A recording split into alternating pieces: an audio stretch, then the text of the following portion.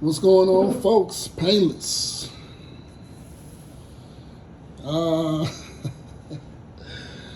don't have all the glitz and glamour, and YouTube is evolving. I see a lot of people with some nice setups. They really have taken the time to put in the work to get audiences. But I prefer to focus more on the message. And I know I've said in the past that I was going to get equipment and all this. But things happen. But I'm still here.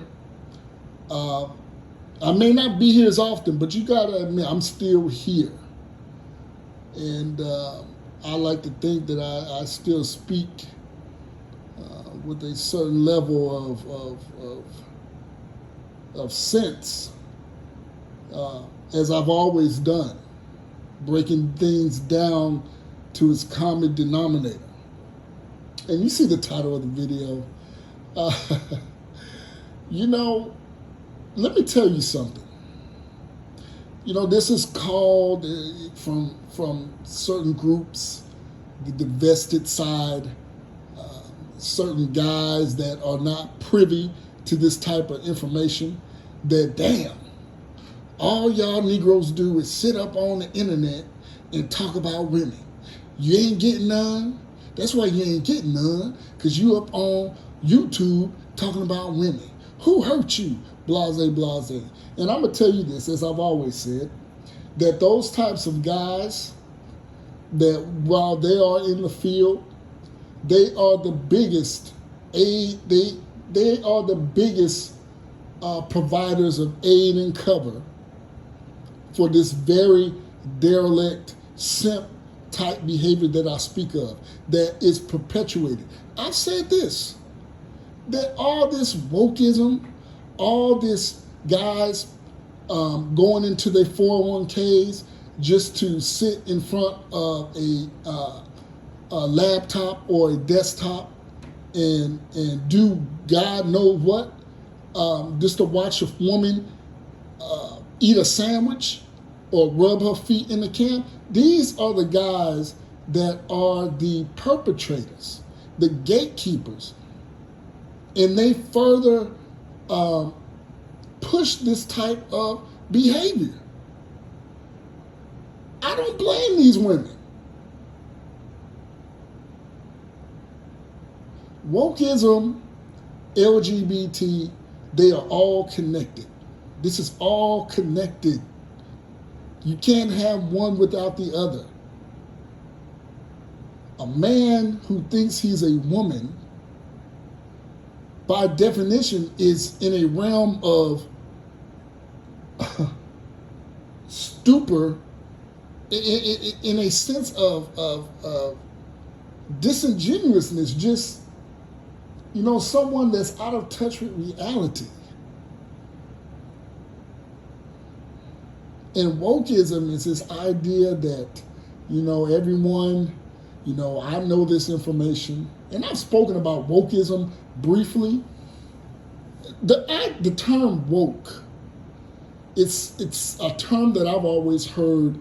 The first time I heard of being woke, it's always been associated with the nappy, I would say the new age arrested development type hip hop, the KRS, the conscious hip hop.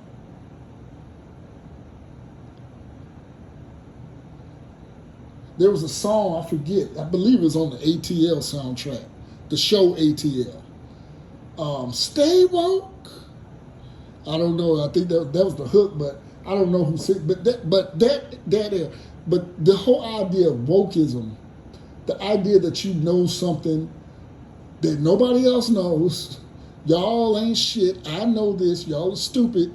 Look at me. I'm woke. You're not. Listen to me. That's what wokeism is. I interpret it. So how's that going to coincide, or how does that correlate with LGBT? Well, you got a guy who thinks he's a woman, and he sends off, the vibes of a woman, you know, but biologically as a man, that is, by definition, insanity. I mean, that's strange mental behavior, which wokeism is. It's strange mental behavior that drives what we have going on in society. Mass confusion by those who feed at the trough of wokeism and all that entails it. LGBT. You know, you have these professors out here. You got professors out here that are supporting and really promoting pedophilia. There was a video online in which you could tell these woke individuals, and I've talked about these woke looking individuals. These are your Occupy Wall Streets, trust fund baby rejects, huge gauges in the ear, nose, you know, bull ring in the nose, you know, purple hair, you know, BLM. If you're a Trump supporter, don't talk to me. You know, I mean, and I think it's sad. And you know what's so sad? It's because these people, individuals like this, they end up crashing and burning. Just like your LGBTs and your single mothers out here. And single mothers, LGBT, wokeism, they're all really the same. They all supposedly support one another. Now I'm gonna tell you about this show that's on Prime. I was sitting around looking for something to watch, and I have Amazon, you know, the Prime, all that, and I ran to a show called Harlem. Now, I've heard other people talk about Harlem, and we all had somewhat of the similar outlooks and summarization of what we had saw. And it started off with this tribe in the hills of Asia or Tibet or somewhere, and it was about a group of women that really, they were in charge. They could sleep with who they want. If they didn't want the man, they could get rid of the man. The narrator touted about these women being more stronger than the men. And, you know, I quickly knew where this shit was going. And as I watched some of it, just the plot and the characters, it was very LGBT. It was very anti-family, you know, very derelict. And it got me to thinking, there was a scene in which this girl was in the barbershop. And, you know, she was getting faded up. And I guess one of the barbers came in there and was really talking about how he was going in on this girl the night before in a sexual way. And the girl in the barbershop, which was a LGBT lesbian, kind of made smug facial, facial expressions rather, as if she was, horrified or like she was offended by what this barber was saying. Now, the whole time, this chick, this lesbian LGBT, in this episode, was sleeping with numerous individuals, having very loose sex. But now she's finding herself offended in this barbershop, which barbershops, even myself, it's guys in there. We talk sports, we talk stuff like that. Even, it's painless as I go to a barber. And that's a man's space. Of course, when women come in with young boys or whatever, single mothers, you have those. But it made it seem like what I got out of that, and many of y'all may know what I'm talking about. If you've even if not, you're welcome to go check it out. I mean, you ain't really missing nothing. But I'm just tying everything together. What it said to me was a snippet of society that we live in now, to where that you, as a woke, whatever, LGBT, or as an individual, to think that you can go out and do whatever the fuck you want to do, and then come to a space that really isn't yours, and when you hear something offensive, you want to change the whole scenery, the whole feng shui in that said place. That's what we're dealing with. Just like all these LGBT, when they go to a wedding cake director and the wedding cake director said, hey, I'm not doing that shit, and then you want to run to the law to have these people, to make these people change to you. But like I said earlier, all this time, she's having all type of loose carnal sex. Now you come up in here and you offended all of a sudden? See, you want it one way. I'm gonna be on some Marlo Stanfield shit, but it's the other way. I don't know if y'all remember that scene in The Wire where Marlo went in there into a corner store and he boosted a couple suckers, a couple lollipops, and he looking dead at the security. And then Marlo, and y'all remember The Wire, my man, he casually walks up out the joint like, oh, whatever. So the security guard, brother, he goes out, you can tell he has his shit, I gotta do my damn job. And goes out and confronts Marlo, which was a deadly move. But anyway, what was so telling about that is what Marlo said. He said, you want it one way. You want it one way.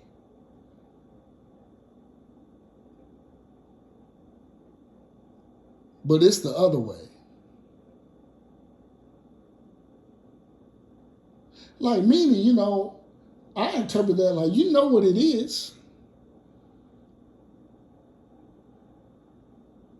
Why try to jump bad now?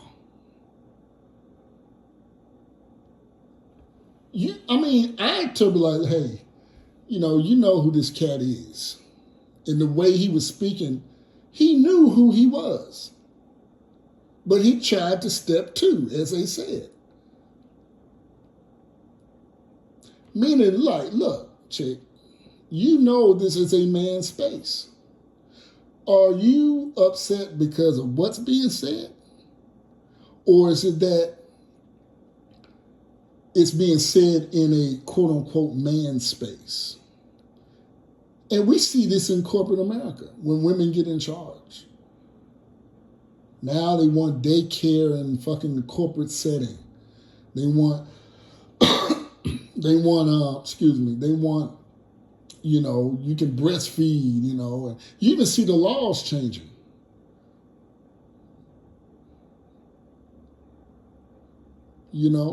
Most military and federal employees, you get 2 weeks of free bereavement leave. That's all women right there. Pregnancy leave paid, that's all women. And we see women in politics more. Anyway, back to Harlem. It's very, like I said, it's very anti-family, pro-LGBT. And I've said, if anybody needs a refresher or remedial course in the familiar structure, is the so-called black community. And black folks, you Democratic Negroes, by default, you like being put into a pot of lukewarm water or cold water. And somebody's turning the temperature up on that water. And before you know it, you're cooked. That's how I look at a lot of church Negroes, a lot of Democrat Negroes, because y'all told the line you've told the line of the Democratic Party so much and so bad to a point to where you're directly going against things that are naturally beneficial for you. Voting to bring a group of people over here, just to spite the Republicans, and supporting that because you think there's some type of nobility in that, is detrimental to you. It's bad for you. Supporting the rights of a group of people who also have racial undertones and a racial rift, a racial sector within their community, it's detrimental to you. Supporting abortion is anti-family. Black folks, you need families. Oh, but, hey, long as it gets them Republicans, I don't care. And see, that's the Negro that we deal with. All you chitlin church niggas, God,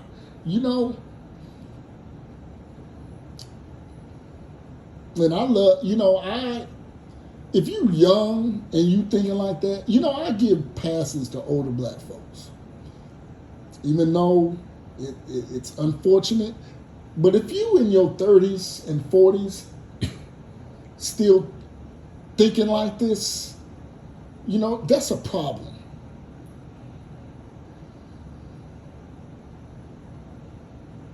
And like I said,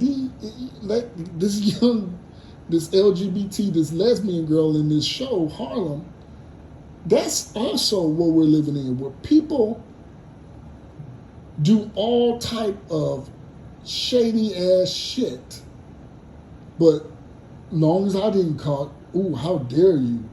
And there's been plenty of examples of people casting stones. This motherfucker's,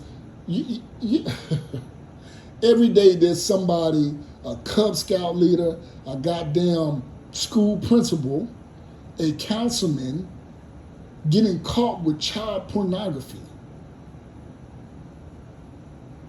And these are people in charge of your kids. These are people that support, you can line them up. Biden sticker, rainbow, BLM.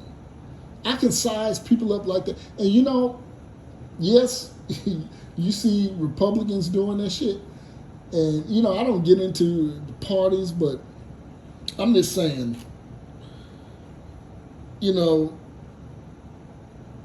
it's something else when you can sum up people by their car stickers.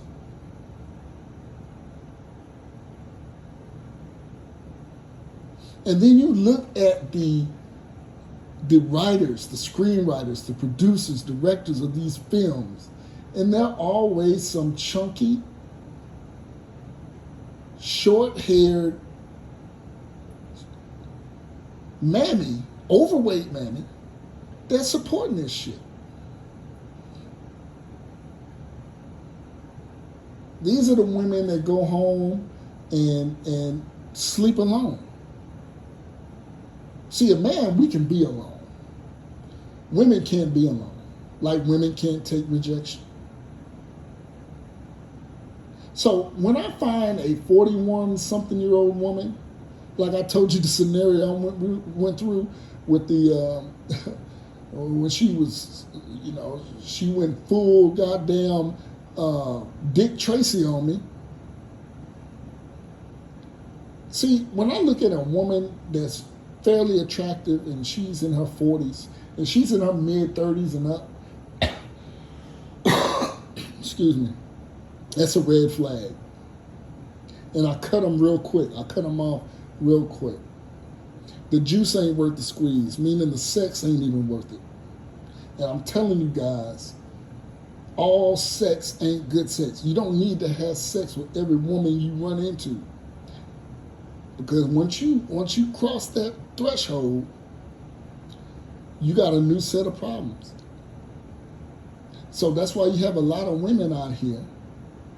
And I have, you got to, I just sit back and watch. I let them self-implode and fall off. But these women think when you have sex with them that they have some right and claim to you. And that's not the case. And essentially what you have, folks, you have a lot of women do not know men. They do not care to know men. They don't want to know men. They just use men. And I understand the place of a man, the burden to be a man, and I accept that. That's why I'm very selective about who I sleep with, who I deal with. But simps, the gatekeepers of this type of thought, and it all comes together in what we have in the society. However, you cannot control yourself, simp. You have no self-control nor discipline. And you are the biggest perpetrators and allies, supposed allies, and why this shit continues to go on. You simps are the fucking problem. I do not blame the dog for being a dog. I don't blame the shark for biting me if I jump into his environment, his ecosystem. I don't. Why the fuck would I? But you simps, you're facilitators of this. Because your lack of discipline. I've said this before. I could tell when I go to a city, the way in which women act not only tells me about the woman, it tells me about the guys in that area. So when you have a big old 5'9", 249 Lizzo chick walking around thinking her shit don't stink, an Instacart driver, 2 kids that she probably has to tote around to Instacart, and she's thinking she's choosy. That's not only an indictment on her. That's an indictment on all these swinging dicks around this city. That's what it tells me.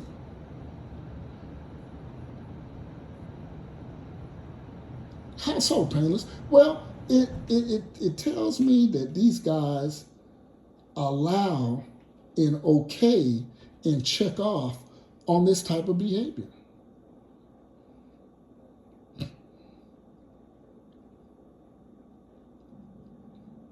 And to say that, no body shaming, no body shaming. And see, to that I say, because that's a part of it too. That's part of wokeism. Oh, we've woken out. We don't bully. We don't tell people. That's offensive if you tell someone constructive criticism. Let them enjoy their bodies. Well, you know what I say to that? Okay. See, people like that will ultimately die. Lizzo, she will ultimately die at a young age. So, why all the glitz and glamour and the attention and the likes? Yeah, but those people will die of strokes, seizures, and they will die alone. And nobody will find them for like a week or so. That's It's not what motivates me, but it just gives me a certain level of solace to know that you don't really need to say much. They will self implode. Just like these single mothers out here that are killing themselves, literally killing themselves, leaving behind young kids because they wanted to be in the club, dropping it like it's hot. Now they're pregnant. Guy's gone because she doesn't know men. And she can't deal with society. She can't deal with the fact that she has to really do this now. It was all fine and dandy when you was on your back getting pumped. Now you got these kids that you need to deal with. And because you're not naturally meant to be alone, you think you are, you think you're a boss B, then you off yourself. And that's going on all around the country. You look at what's her name? Jenner, Pamela Jenner, whatever the fuck her name, the dude, the guy, the chick that finessed that young basketball player. This chick supposedly is homeless, doesn't have a car. But somehow Deion Sanders has found a way to tote this chick around to talk to guys, basically saying, when you see me, you better run. But yet this chick is being catered. And this is the thing about power of women.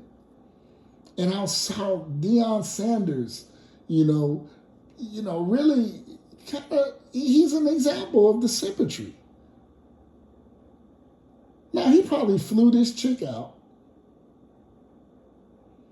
Probably, said some things, I don't really, but to me, that was a scent move on Deion Sanders that had this chick, this bum ass chick.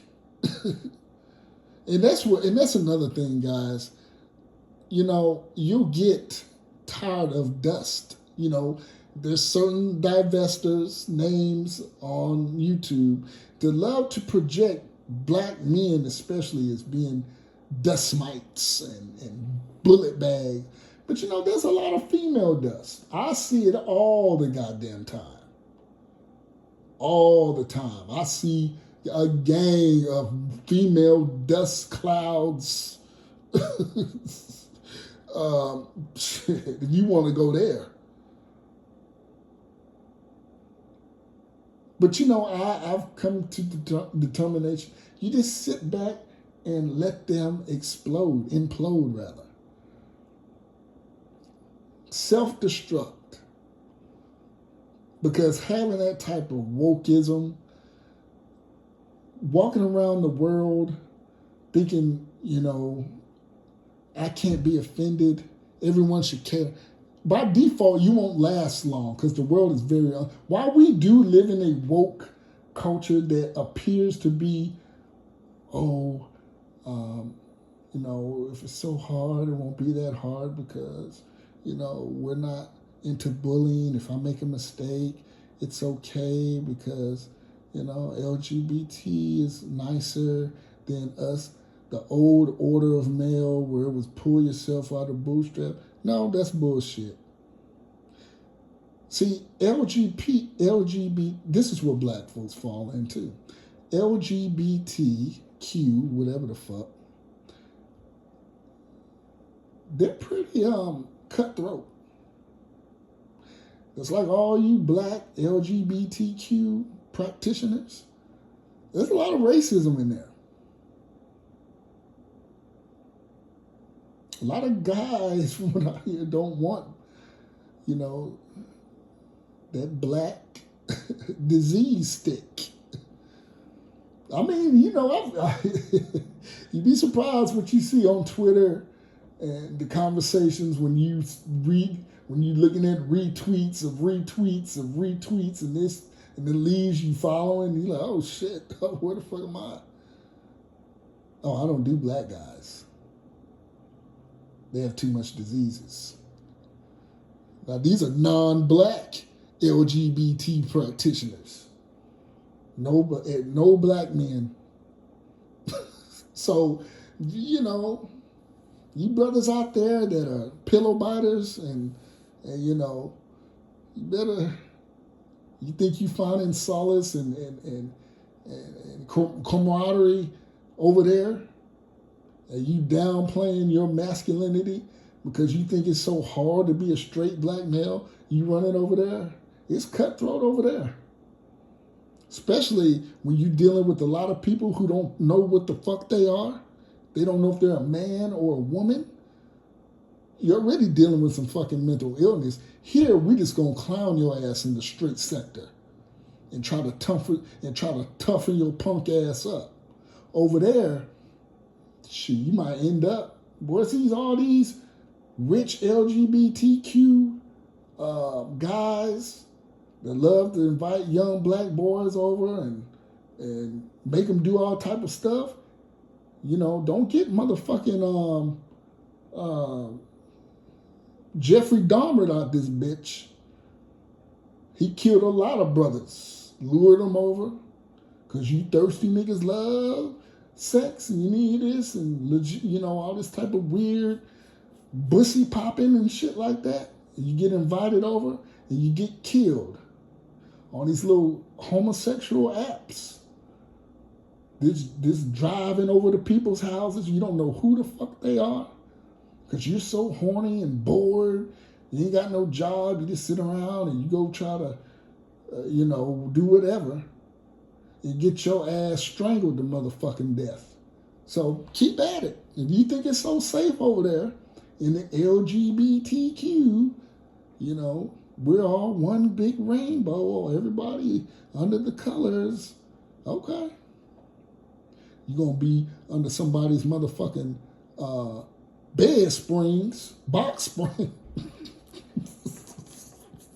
You're going to be under somebody's box springs stinking somewhere. But you know, folks, I'm going to end this. Gonna chill tonight. Have me a couple glasses of wine. It's rainy here. And I'm going to chill. Painless out.